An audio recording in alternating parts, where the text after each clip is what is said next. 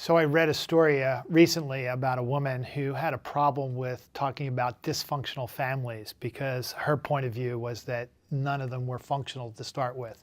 So I think the same holds true for teams, that there are dysfunctions in a team, and we'll talk about those in a little bit. But I think there's always an opportunity, no matter how well we are performing, to actually do better. So we'll go into that a little bit. I think part of what happens is we get thrown into teams, we get thrown into situations where we need to produce results quickly, and sometimes we skip over some of the important things up front. I think focusing on goals up front, really being clear about what the purpose of the team is, regardless of what environment you're in or what you're trying to do. Being clear about what your goals and outcomes are, both in the short and longer term, really helps the team function better, because then you have alignment about what you're trying to do, and there's not disagreements or bifurcations that come about because there are different goals or outcomes that people expect. Starting off there, then you could really work on what the roles are, who does what and when. A lot of times when you have a small team, everyone's doing a little bit of everything, everybody throws in to try to help out. But then when the team gets larger, there are two things that happen. One is that I think that you're covering something, you think I'm covering it, and there's a gap. Then secondly, that sometimes there's an overlap because we both used to do these things to cover, when we only had a few people. But typically these gaps and overlaps are why looking at roles and responsibilities along the way is an important thing to do up front, but also to keep an eye on as the team grows larger and we're making more progress. Lastly, looking at processes. How do we communicate? How do we make decisions? How do we do those things we do in order to produce the goals that we're trying to produce? I think those first three bullets talk about what we're trying to accomplish. The last one is very important and sometimes gets short shrift. It's the how we do it. We can be doing everything great from a what and delivering standpoint, but how we do it actually causes a lot of strife and a lot of issues within the team. So if we've paid attention to the goals, the roles, processes, and the dynamics between us, when we see some of these situations show up, we'll be able to deal with them in a little bit different fashion. Again, thinking about asking for help when you do see these warning signs or when you're not able to deal with them within your group. What I'd like to do is, rather than focus on these issues, is to talk about what you can do about them. So Pat Lencioni wrote a book called The 5 Dysfunctions of a Team. It's a really valuable book in a number of ways. One is that the model is fairly simple so people can remember it. The second thing is that we use it both as a diagnostic tool as well as a design tool. When we have an issue at one particular level, we're able to drop down to the next lower level.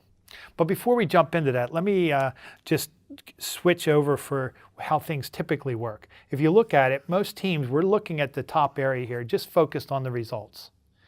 We don't look at these other lower levels below, when in fact we're focused on the results and those results don't show up. Typically we'll call it accountability, but it's actually blame. Hey Lynn, you were supposed to deliver XYZ by Friday, where's it at? Then you go off and you make an excuse, and we go into this downward spiral. Not very productive. However, if we start at the bottom with trust, we're able to build a personal relationship. One of the things that I found was very counterintuitive for me is that building trust actually required vulnerability.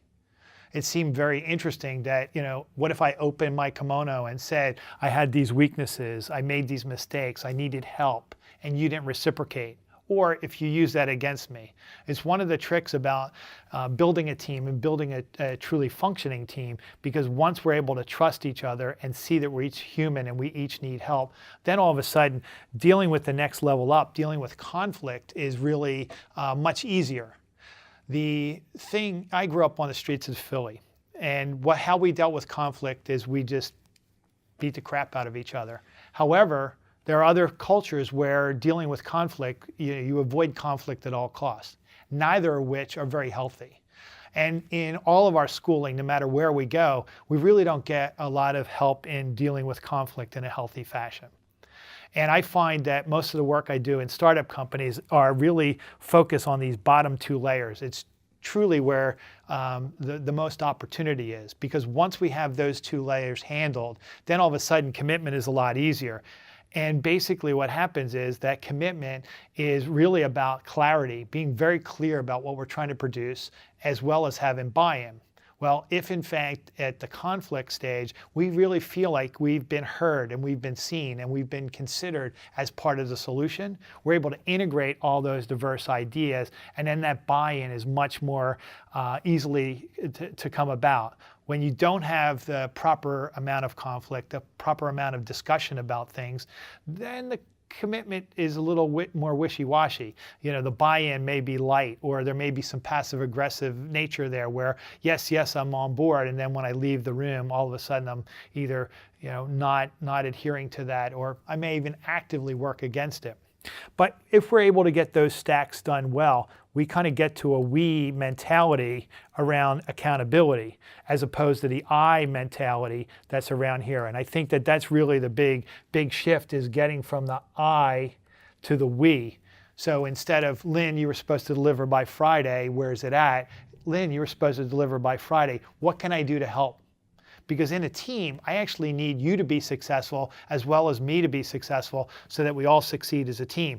If I deliver on my part and you don't, and we fail as a team, it's as if I didn't do my work in the beginning. And I think that's really a way of building up to actually producing the results in a very credible and effective fashion.